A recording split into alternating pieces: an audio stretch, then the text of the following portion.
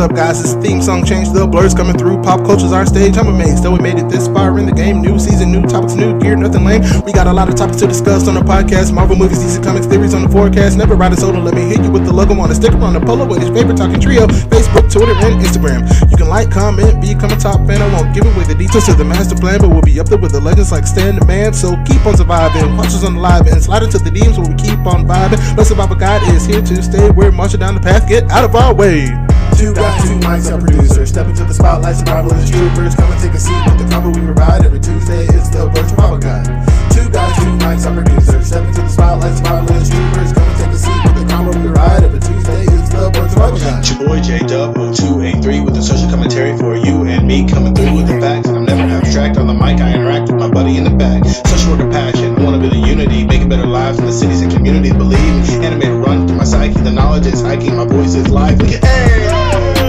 My bars go hard, never caught off guard. Get loose. Hey. Let me reintroduce our cast in the booth of dudes. Hey. Miriam, Jay, and Jeremy. We'll keep on surviving, keep on thriving. The content's coming if we keep on trying. Hey. Two guys, two mics, our producers. Step into the spotlight, survival as troopers. Come and take a seat with the combo we provide every Tuesday. It's the Blerd Survival Guide. Two guys, two mics, our producers. Step into the spotlight, survival as troopers. Come and take a seat with the combo we provide every Tuesday. It's the Blerd Survival Guide.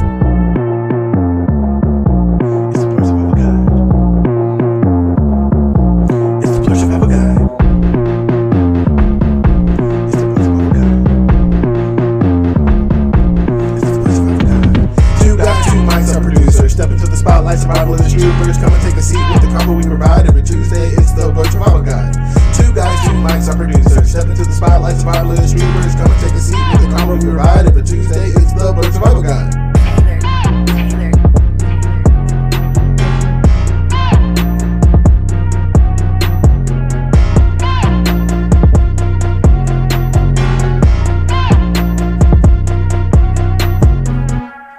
What's up, everybody?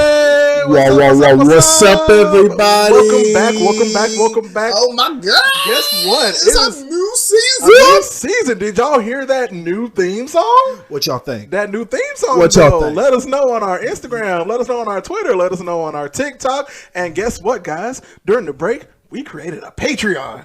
Hey, you can support us in many ways now. But definitely welcome back, Jay. How are you feeling? I'm excited, man. I've missed you. I've missed you. You were gone. I was gone. You left me. We will hop into it in the episode, but yes, I did. We were separated. We were separated for 2 weeks. But I'm back. You're back. Well, I'm back. Miriam's back in the studio as well. Miriam, how are you? What's up? Hey. And we have a little mascot guest again, little Nicky. He's back in the building with us today. Oh, he's a good boy. He is a good boy. He has a loud tongue, but he's a good boy. he's all barking, no bite. Let's just be real. You're right. But Nikki, we love you, but you are not the topic of discussion today. The topic of discussion is us. Yeah, because we're back.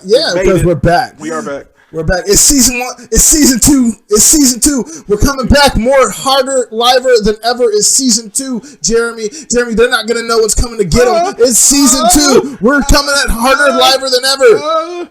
3 more seasons, Morty. 9 more seasons. 100 more seasons, Jeremy. 100 more seasons. Jeremy and Jay forever. Jeremy and Jay. Rick and Morty. Dub. That's how we're doing it.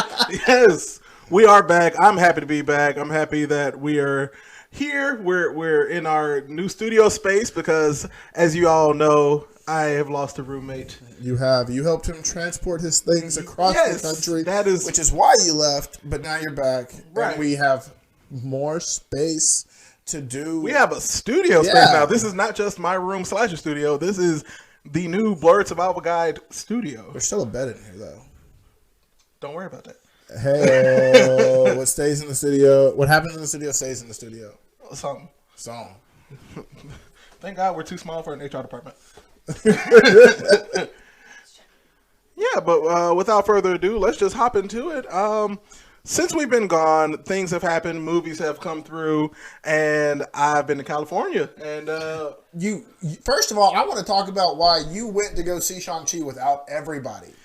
You went on a random matinee afternoon when people be working or sleeping, and then I had to find out how awesome this movie was without you. see what You be happened doing, was you be doing things. I do be doing things because AMC Premier Theater Club members be doing things. Y'all got, what is it, Premier Access? Yeah, Premier Access where you get like 3 movies a week. You pay like $15 a month. Yeah, it's perfect rate. Yeah, It's a fantastic three plan. movies a week for the whole month. And I know how much you love your movies, but Exactly. I wanted to appreciate this movie with you. But since I didn't get to do that, but we will probably do it. We will have the opportunity. It's to still do in so. theaters. We can definitely do it. I want to talk about this movie. We can talk about this movie because Shang-Chi was a beautiful movie. I mean, it's cinematic, like the cinematic artistry present within this thing blew my mind, blew Miriam's mind. I just like how you make me cry when I watch two people fighting each other, because like that was a mad emotion just coming through violence, but it was like a beautiful emotion. It was incredible. But the movie just works so well. It's definitely up there in one of the greater Marvel movies, especially when it comes to origin stories, bro. Yeah, like, because origin stories, like they're not always like the top tier of the Marvel films. You know? I mean, you have Iron Man, Captain America, Hulk. Hulk is iffy because I mean they're still under Universal. True. So that's Black Widow, more recent recent origin film. But Thor sucked. Thor. We ain't go to. That's why we Thor is on a lower, definitely on a lower tier compared to all the other ones. until you get to Ragnarok. It takes 2 sequels. It's because they switched direction in terms of they went more comic book direction. Yeah, they went more comic book rather than more Shakespearean. Which I mean, I think that's like remnants and elements of what the Hulk story was kind of like going for too. I mean the The Incredible with James Norton, that one, yeah. No, his was. It was very tragic, right? Like it was a very tragic. They made it seem like a. I mean, I understand that the Hulk is more of a tragic hero. The tragic hero is like a Dr. Jekyll, Mr. Hyde story. True, and when you think about like the classic Hulk that Family Guy makes fun of with like the Walking Away theme song, right. Like it's very tragic. Right. So I mean, like there's reason to understand why these tragic stories were happening in the earlier seasons, but I'm just saying, Shang-Chi just blew a lot of them out of the water with it while remaining relatively tragic. If you, it definitely it brought that Marvel humanity to it as a whole. Oh, I like that. Yeah, and it had its great comic moments. It had its great heartfelt moments. It had great callbacks to martial arts movies of old. Like I heard about that. I've read a little bit about that. And like anime in general. Because I mean, if you see Shang-Chi's jacket when he switches it from the red, like it's a reversible jacket. First and foremost, that man is cost effective. I like that. That's what we need. We need relatability in these Marvel movies. Hey, bro, he was broke, bro. But you saw that shoe game though that he had in his little garage apartment. Yes. Yeah. He had him like he had him boxed up and everything. Like his shoe game was on point. Boy, but like he was wearing that Goku jacket. I wanted that Goku exactly, jacket. And it was a reversible Goku jacket because it was like red and silver on one side. He flipped it over. It was the classic orange and blue. Mm-hmm. That, man, I was like, hey, this man is rocking the Goku right now. Bro, what got me was the fact that in this timeline, the movie takes place like around 1994 is where it starts, right? And he's not even born yet. And I'm like, bro, we're older than Shang-Chi. Like, that blew my mind. Like, he was born in 96. That man, the Shang-Chi in this movie is 24. And and the thing that they like thought that through, right? Like, so he's kind of our age. Yeah, no, he's had a similar experience. Right. So like he has like this influence of Dragon Ball Z or anime. Like he's grown up with these movies. Yeah, he's grown up with these type of movies. But like the choreography and cinematography of the actual action scenes reminds you of like the Jackie Chan movies. Like if you see, a lot of us have seen like Rush Hour. I made that whole comment. I was like, this dude looks straight up like Jackie Chan, doing his own stunts and stuff. And the way he was fighting, like especially on that bus scene, that first fight scene where it's like he's fighting and like you can see them physically fight. The way they choreographed it, the fight choreography is up there with like Winter Soldier.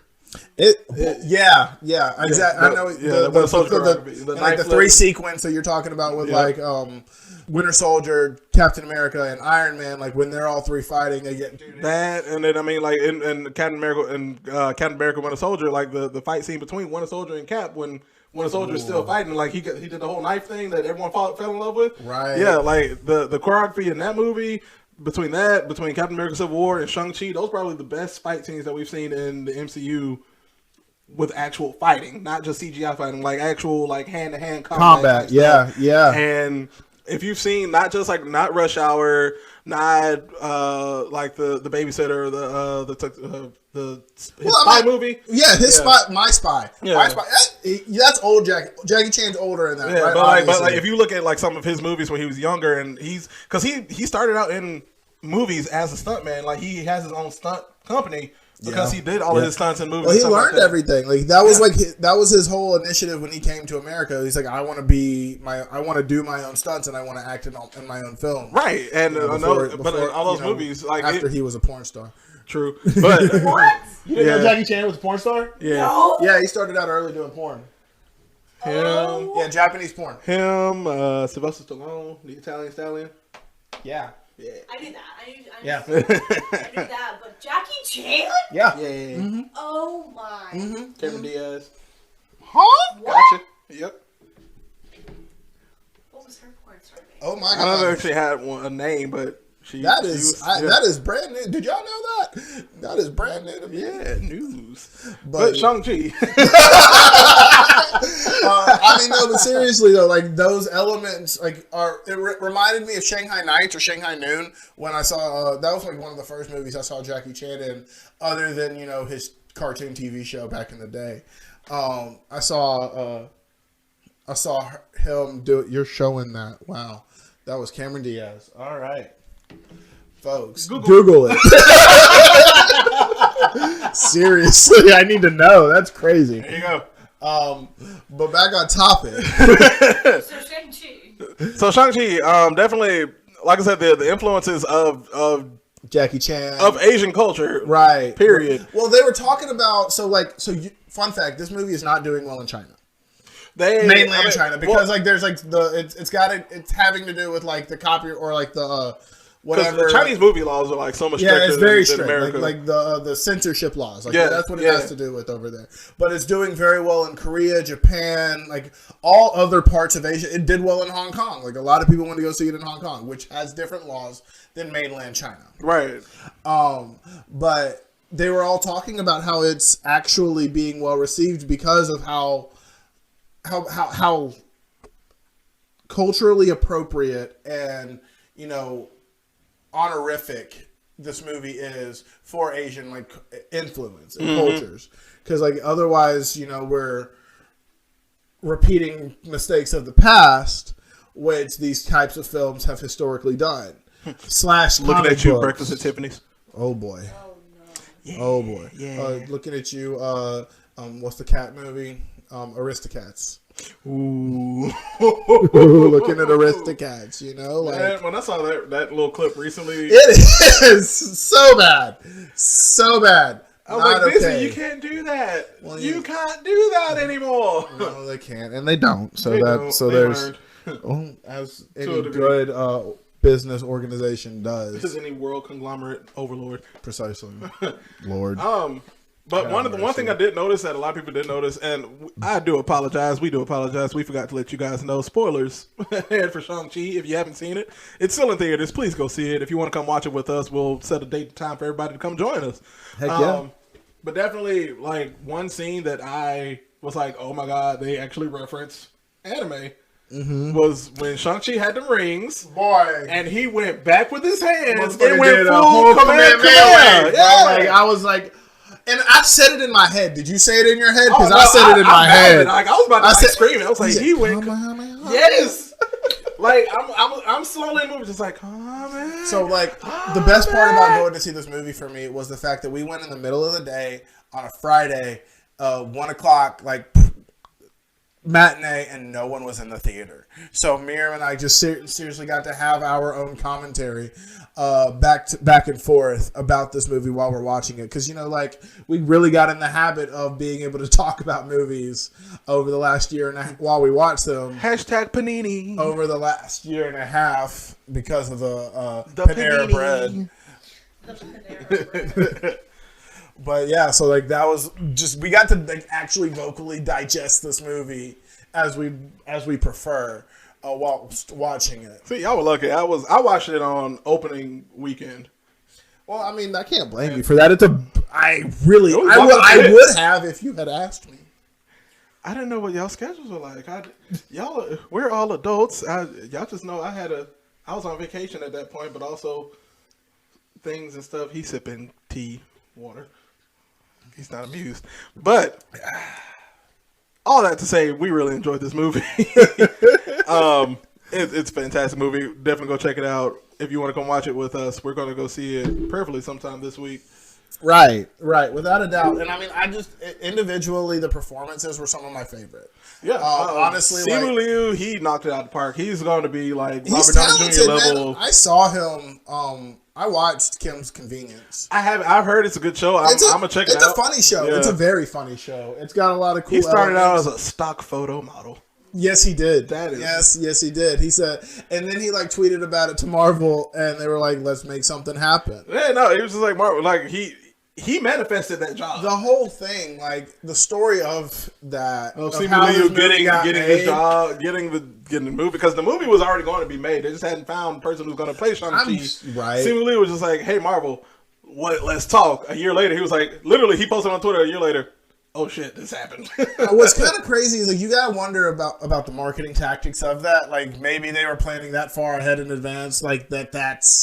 He's gonna make this tweet, and then he's gonna and then we're gonna reply to the tweet. Marvel be doing some that is some stuff. That's a year, several years in advance planning that I just have to appreciate for the creation and the hype surrounding this movie. True, because it did live up to the hype. People been hyping this film for. They hyped it up as much as people of the African American culture hyped up Black Panther. Yeah. These two are on that same level. Straight up. And I mean, Black Widow didn't. The thing is, Black Widow didn't receive that much hype because it was available in two separate places. You could watch it on Disney Plus. That on top of people already knowing that Scarlett Johansson is not Scarlett Johansson.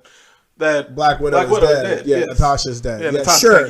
Sure. But I'm just gonna say this: Miss Marvel is gonna be that for the Muslim community. For the Muslim community. Oh, definitely. No. It's about to. Finally, we get our moment.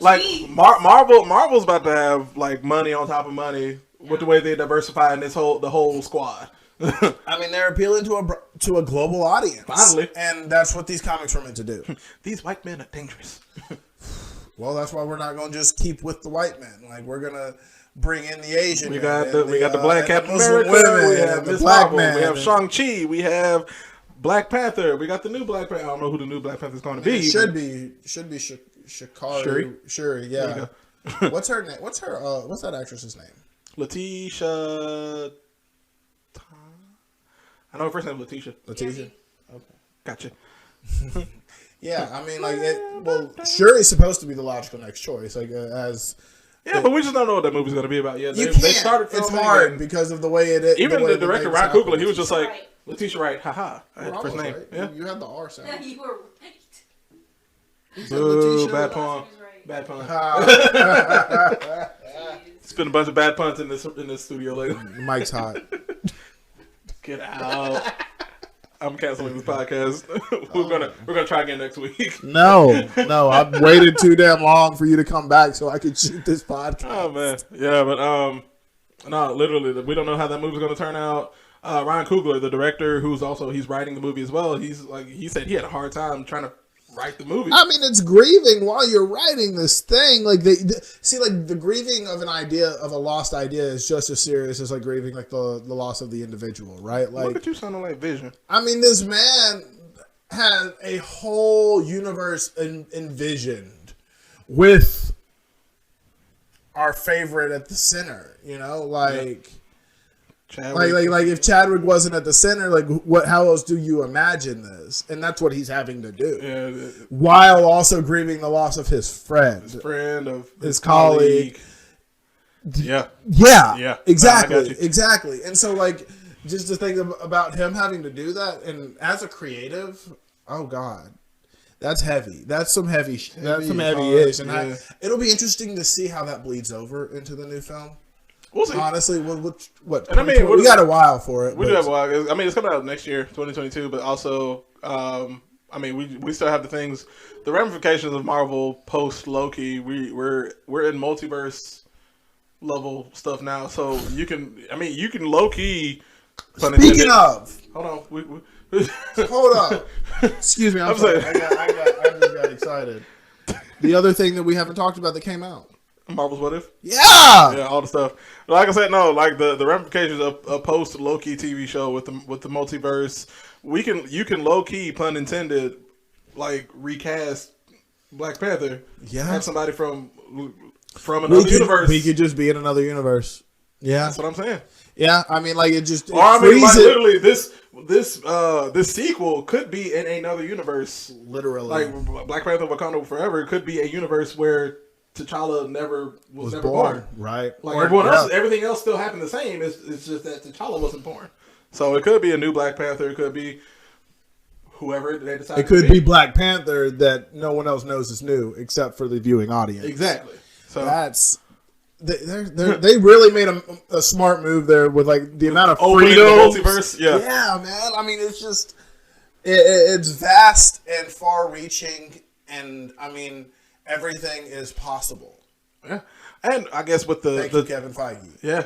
I guess with the time that we do have left for this chunk of this season premiere, what are your thoughts on the Marvel's What If, bro? With the multiverse and everything that's now open. like starting off with Captain Carter. I mean, that was an excellent introduction into what could be. Right? Like I thought it was a wonderful story. I thought it was like dope as hell.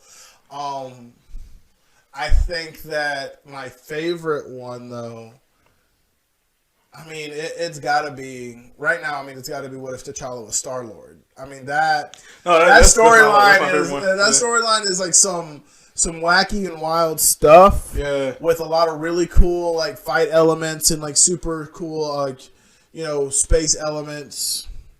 No, I got you. It's literally black men in space. Right, I mean, like, and apparently it makes everything better because that's literally how it happened. Everything was better because a black man went to space. Right, exactly. I mean, like that's a really great way of putting it. Like, imagine a multiverse world where Buzz Aldrin and Lance Armstrong were black men and they went out to space first, like landed on the moon first. That's a whole other concept. I feel like we would be farther in society than we are today. That's a whole concept that I don't think anybody's ready to talk about. But yeah, like it's that these concepts that they're coming up with, like these stories that they're exploring, I think that they're like so cool because it's my aunt watches these and like like my aunt Carolyn, like she loves the Marvel stories and she doesn't like animation. Like she does not, like she avoids it, but she's like, all right, I'm willing to watch this stuff because of it, because of how tied she is to it.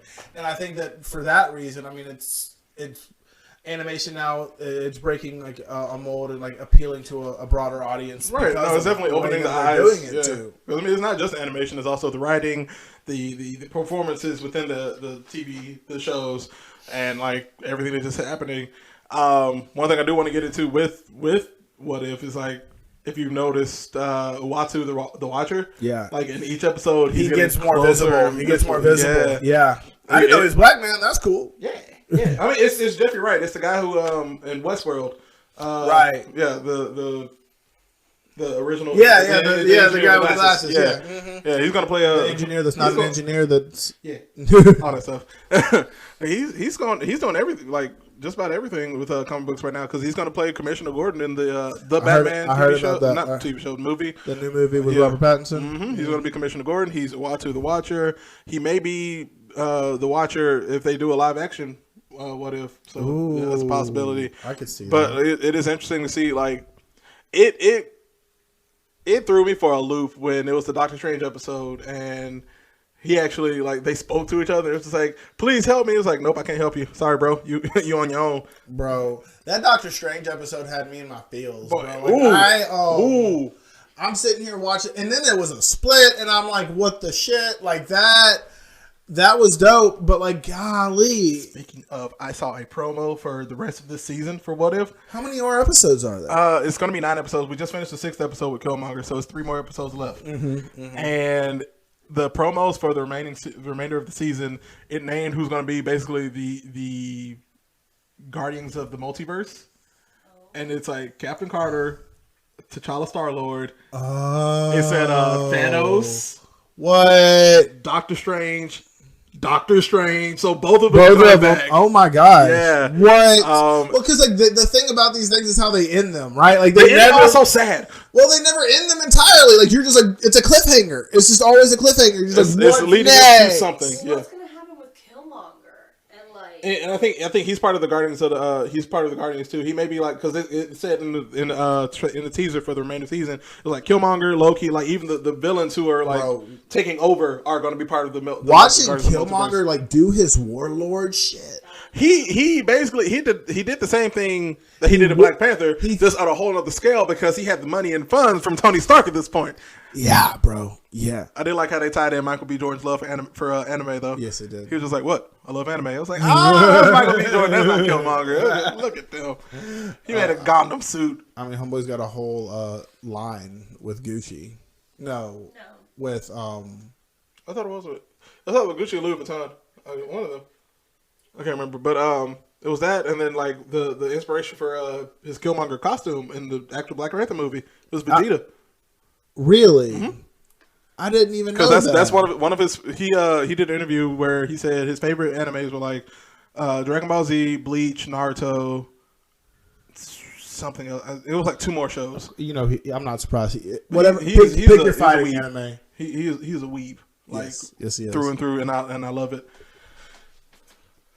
But we can go on and on. We can go on and on. And we are happy to be back, guys. We're going to come back. We're going to hear a word from our sponsor, Anchor. And we'll be back with the weekly blurb. We'll be right back. Welcome back. Thanks, Barry. Yay!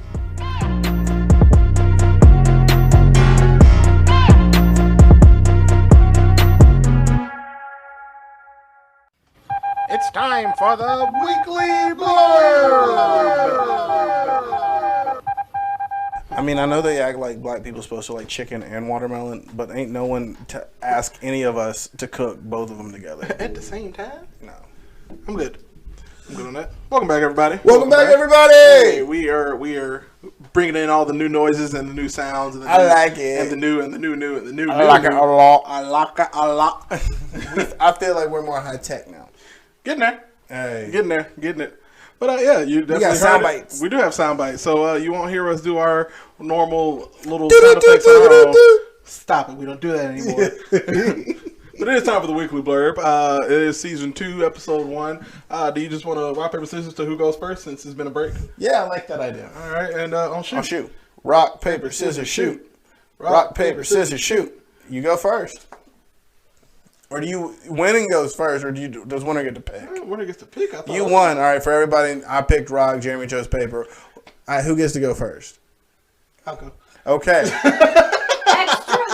You're so extra! Aries is showing. Sure is, damn it. Sure is. Woo! All right, guys. So my weekly blurb. Your blurb. Hey. I think we all would like to hear about my fantastic road trip to California. Yeah, you drove there. I didn't drive, but yeah. You rode there. Yeah, you're right. I drove from Texas to Texas. You drove across Texas. That don't sound like much, but Texas is a large state. You know, East Texas to West Texas are vastly different areas. And I mean, we drove from literally tip to tip. Like, so for some reason, I get Fresno confused with San Francisco. Okay. And I feel like that's because San Francisco is North California, right? Yep. Fresno's like right in the middle, like 4 hours away from Los Angeles. It's 2 hours from LA, 2 hours from it's literally in the middle of California. That's like Birmingham. Exactly. It is. If I have to describe Fresno to people who have never been to Fresno, it is the equivalent to Birmingham, Alabama. but on the West Coast. In California. And everything's still more expensive. You showed me a Snapchat of $6 a gallon on some gas. That was when we were in like the boonies of LA.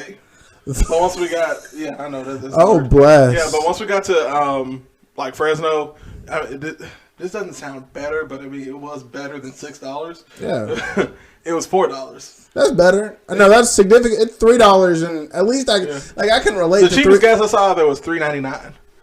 And that's what it'd be like in Atlanta. So, like, I can relate to that. I couldn't. I'm sorry. I love my 285. I'm complaining about my little 285. I got gas for $2.66 today. You feel me? You go to Sam's, you get get the deals. Them Sam's Club memberships. You feel me? Good deals. Woo. But back to California.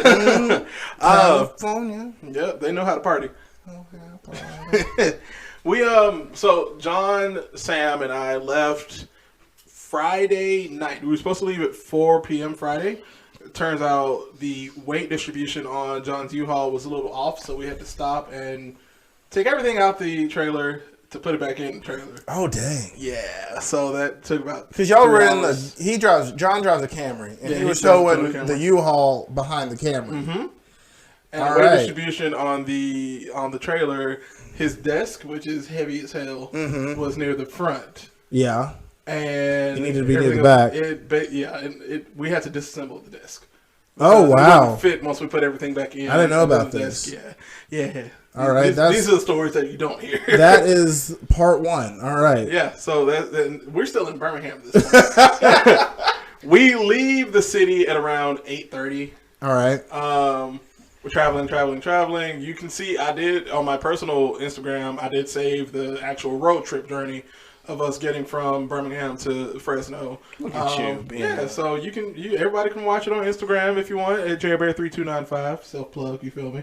But we the longest part of that trip, literally the bulk of traveling by car to California is going through Texas. It's like the biggest state. It is, and they are not lying. That Lone Star State everything is bigger in Texas, including the drive. Gosh darn it, that drive. I mean, you flew back, so that made it better. Very. But we drove from. Well, I drove. My portion was literally from Louisiana. We drove from Shreveport to Fort Worth, and that's where we met up with one of our mutual friends, Homie. Yeah. And we had breakfast with her. But that was only 4 hours out of 16. Bless. So that's one. So y'all were literally at a quarter of the way done. One leg done of Texas. And then like two fourths of it all are pretty much in Texas. Yeah. And then the remaining is like New Mexico. Well, that's it. We officially stopped in Arizona because that's where John's cousin was. Okay. And we slept there. It was a nap for real because we got there at like 3 a.m. Oh, bless. Yeah. I mean, they were awake. Yeah. Nice. They were waiting for us, and we had cool conversation. Awesome people, awesome family. Thank you for hosting us.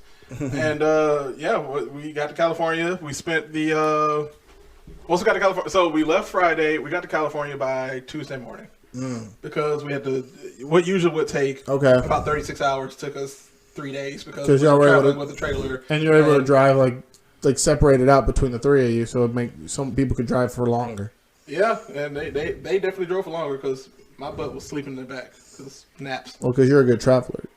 That's the hallmark of a good traveler. Someone that's not like taking up time or like unnecessary stops or anything like that. We sleep and we and you get there. Yeah, yeah, that's all we need to do. But once we got to California, we got to Sam and John's new place and got them unpacked. We didn't want to, but it was one of those things that like we need to do it because if we don't, we're just going to be sitting around. We did it that Tuesday after we finally got there. We were just like, let's go ahead and get all the stuff out now because if we don't, we're not going to. Right. Pretty much chilled Wednesday, Thursday, Friday. Got to see real life California, not the TV show Hollywood California that we normally see. Okay. And that was interesting because I mean it was like it legitimately was like traveling through Birmingham. They're more of a grid system out in the West than All right. Birmingham, because we have the mountains and everything. They don't. So they hit more of a grid system. You can easily get confused in the grid system. I found out. I believe You it. can turn You just don't even know like what block you're on, Right, and you might think you're. 3 lefts do not make a right. In Oh California. man. Yeah. So man. yeah, 3 lefts and you make a 4th left. That's about And how you're somewhere else entirely. Yep. You're on the other side of the map. Yep. Oh, And wow. You don't know how. But once we finally got stuff figured out and got everything, got John acclimated to California and everything, Saturday was Disneyland. And that's what we're all wanting to hear about. Disneyland! It was fantastic. I had a fun time.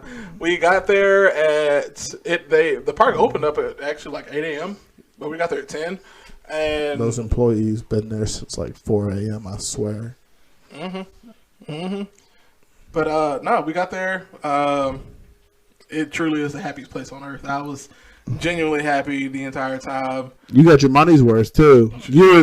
Darn Skippy. I mean, I saw you do just about everything that you could think about. Honestly, Yeah. Unfortunately, we weren't able to go to Avengers Campus because that was in California Adventure, and we did not have the money to pay for 2 separate parks or a carpet pass or whatever. So I did get the most out of Disneyland. I did get to see the castle, which is actually a lot small. Like Sleeping Beauty's castle is a lot smaller in person. I mean, it's not Cinderella's castle. True, but like and this is one of the fun facts that I know because of Disney knowledge and my vast knowledge of Disney. They in Main Street USA in Florida and in California, it's more of an optical illusion, so that it seems taller. And you're going up a hill without even realizing it. What? So to make it seem like that the castle is actually, say where we are right now and where Doctor Strange is on my wall. Like that's basically How it looks. Yeah, right. Well, it looks like you're going straight, but it's actually we're traveling up toward. Oh, that is an intense incline. Yeah, but you wouldn't know it because that's how they built the parks. They built the parks to make it seem like you were walking flat. Oh wow! And that's so how it's they like made- almost kind of like tiered, but like flat almost. Yeah, but it's Disney magic. Disney magic. All of it is Disney magic. The rides were amazing. Did you feel like they were pumping the smells Oh, into they the were. park? Like, you would pass by like restaurants and stuff, and you didn't do like not like on like in American Dad when they did like Family Land and like they actually did blast the smells in the park. Yeah, and stuff like that. yeah. But you did like if you pass by a restaurant, you could definitely smell like I smelled sweets. I smelled like amazing food that I know I couldn't afford. What did you get a treat? Did you get anything like a fun snack that's like unique to the park? So there? I don't do sweets and stuff for real. So it personally would have been a waste of my money had I done. I hear you. I did get souvenir cups because we went to it's called the Aliens. It's called Aliens Pizza Planet. And, We went to Pizza Planet. Yeah, y'all quote, went to unquote. Pizza Planet. That's dope. Got me a slice of pizza and got the souvenir cup there, and That's all you can ask for. Yeah, but definitely, I spent the entire day ripping and running through Disneyland. I got to fulfill my childlike heart with goodness. Was that the first time you've been to Disneyland? That's the first time I've been to Disneyland. I've been to Disney World. I went to Disney World when I was 9. But this is the first time going to Disneyland. I've been to, so I can officially say that I've been to both Disney Universal in Florida and in California. Never been. I've only been to the one in Orlando, and that was fun for me. But like I want to visit all the Disney parks. Like I think that would be a lot of fun. Oh, that is go, a go there, go to Japan. Yeah, go to Shanghai Disney, Disneyland Tokyo, Disneyland Paris. I would love to. I didn't realize that there was a Disneyland Paris. Mm-hmm. That sounds incredible. Yeah, they and what's different there? Mostly everything's the same. Tomorrowland at Disneyland Paris is different because they are it's not. It's Disneyland Tokyo. That's different because their Tomorrowland doesn't have Space Mountain their Space Mountain is a lot different. It's more of a like the Jules Verne, like the 20,000 Leagues Under the Sea. Yeah, The author of that guy. Yeah, that book.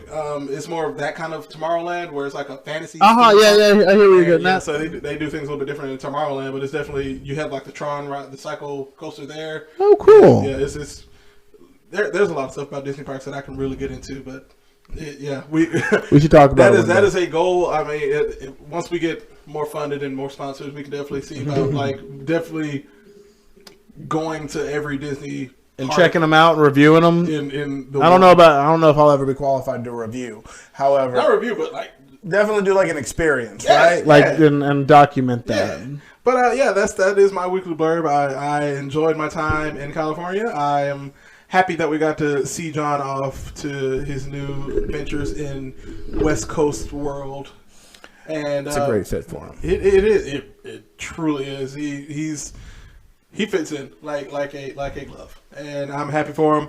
We're going to miss you, John. We know you're going to listen to this podcast because I'm going to send it to you multiple times to make sure you listen to it. But we miss you, we love you, and we hope all the best for you. And that is my weekly blurb. Thank you very much, Jeremy. Yeah, what you got for us, Jane? Well, meanwhile, in Alabama, what have I been up to? What have you been up to since I've been gone? Well, as I do, I have binged another anime. Hey-o, what you got for us? I loved Demon Slayer, binged that in like a week or less. Love Naruto. Those are my binging Boruto, caught up on that. So I've obviously needed a new anime to fill time. Right. And my thing is I haven't found a good sports anime. Because, I was an athlete in high school. How many of there are there? So there's apparently so the one that I've been watching is a volleyball one, which is called Haikyuu.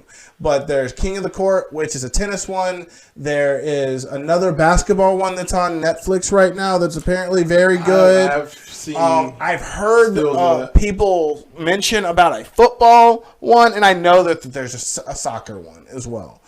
And we always have the dodgeball episode of Boondocks. Forever and always. That is my favorite episode. Favorite episode. Yes. Next to the Itis, it's my favorite episode. Oh my God. The Itis episode is hands down one of my favorite ones of all time. I gotta say, quick sidebar. Literally, my two favorite episodes are the dodgeball episode of Boondocks and the Martin Luther King episode. It's a funny episode. It is. All right. But yeah, so I've been watching Haikyuu, and this is I moved from the dub to the sub because I started watching it on Hulu, right. And I get through like 2 seasons of it on Hulu in the dub, and I'm like really hyped up to watch the 3rd season in the dub. And what happens but with these streaming services, I turn it on one day, and it is not in my recently watched list, and they took it off Hulu. So I'm like, what the heck do I do? What is a young weeb to do lost in this universe where they remove my anime, but find it on another streaming service? Right. So I go on Netflix where they've got the first 2 seasons, and I finished the 2nd season. And I'm like, all right, there's a 3rd season. I want to watch it, which they do each season. Really, they've done these really interesting like plot lines. Like the 1st season is them like getting out of middle school, going into high school, starting the team. The 2nd season is them like getting like their ish together. They've entered it's basically an all region tournament. And the 3rd season is the final match of that all-region tournament. They managed to turn 10 episodes out of a 5-set match. Which, I mean, it's kind of like a tournament arc, which is really dope. And like I really appreciated the thought process that went into them fleshing out the different character stories that were on the different teams. Because you follow Karasuno High, and this guy named Hinata, and this other freshman named Kageyama, and they are. What's funny is like they faced each other at the last match of Hinata's middle school career, and they dogged him. Like they beat the stuff out of his team because his middle school team was garbage. But the way that school works in Japan is like you can go on a track and like you can like choose your school, right? Basically, and so he ends up choosing a school with a strong history of having a good volleyball program, and actually ends up.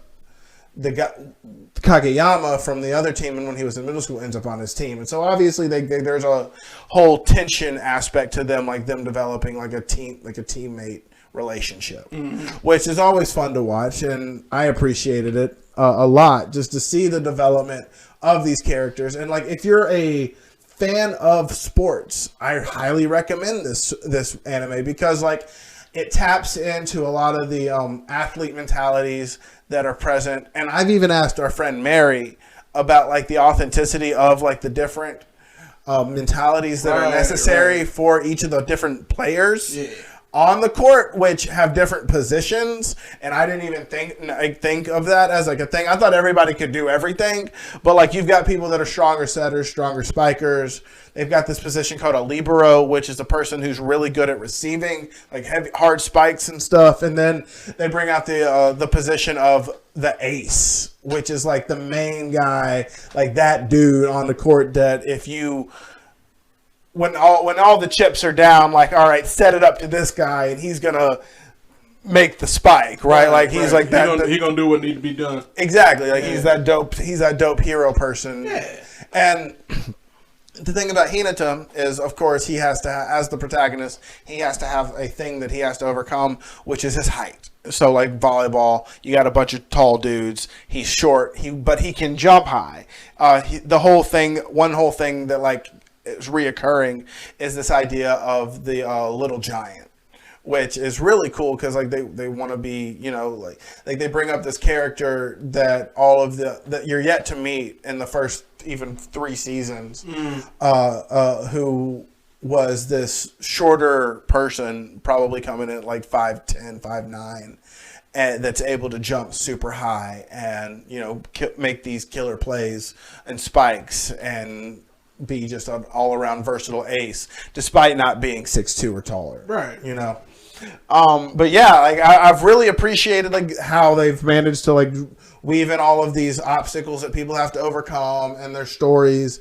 And, you know, I really bought into the characters because I think that it really brings back those memories of what it was like to be an athlete in high school or, you know, college, wherever you were an athlete at any point in time. Right. Like that competition thing, you know, like. The whole competition, yeah. Exactly. Again, and it's dope just to see how, like, they tie in elements of anime within that also, you know, like you've got, like, the never say die kind of guy, like the guy that's like, all right, even when the chips are down, like I can overcome anything. And that's always one of my favorite aspects of a protagonist within an anime, you know. And the thing that Hinata has to overcome isn't something, or at least as far as we know, isn't something like, you know, both of his parents died early or anything like that. It's a lot easier to digest because it's like, all right, yeah, he's short. All right, cool. That's his thing. Let's deal with that. Right? Like as opposed to like he's got all this terrible freaking trauma like Demon Slayer or Naruto or the village and stuff like exactly, that. Yeah. Exactly. It's like, all right, yeah, he's aware of his fault, but he's willing to work hard to overcome it. And I think that that's a message that we can all get behind, you know. And so that's really what it's cool to see an everyman anime. It's just like, you know, I think you can do it. Everybody can do it. I didn't play volleyball. That wasn't my sport, but like I can appreciate this anime for what it is and what it brings to the table as far as the message goes and like how that applies to life. Very dope. So I highly recommend it to everybody. I think that if you don't really like anime, don't watch it. But if you do and you're looking for a new one, check it out. Awesome. Well, awesome episode. Welcome back, everybody. I hope that everybody really enjoyed this first episode. Yeah, it's going to be a doozy of an episode. We got the new theme song, got the new Blerd, weekly Blerd. New soundbite. We're new. We're improved. We're Blerd Survival Guide. Yeah, we got that new. Oh, yeah, we got that new podcast smell, you know. Exactly. We're in there. We're in there like swimwear. But we appreciate you guys for listening. Be sure to tune in every week on Tuesdays to listen to us. Same day. That's the only thing that hasn't changed. We are on the same day, same time. So Tuesdays at noon, you'll be able to hear us. Be sure to follow us on all of our social media outlets at Blerd Survival Guide on Twitter. No, on Instagram, at Blerd Guide on Twitter, at Blerd Survival Guide on Facebook, and you can even email us at blerdsurvivalguide@gmail.com or follow us on our TikTok. Yes, at Blerd Guide. But also be sure to support us. You can share this podcast, get the word out that we are here. We are not going anywhere. You can also support us on Patreon now, at Blerd Survival Guide as well. And remember to follow us on our personals at JairBear3295 and at JDub0283. All right, guys, we'll see you next week. Keep surviving, everybody. And listen to the new theme song.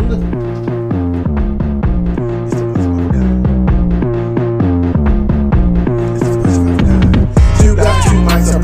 Step into the spotlight, survivalists, troopers. Come and take a seat with the combo we provide. Every Tuesday, it's the Blerd Survival Guide. Two guys, two mics, our producers. Step into the spotlight, survivalists, troopers. Come and take a seat with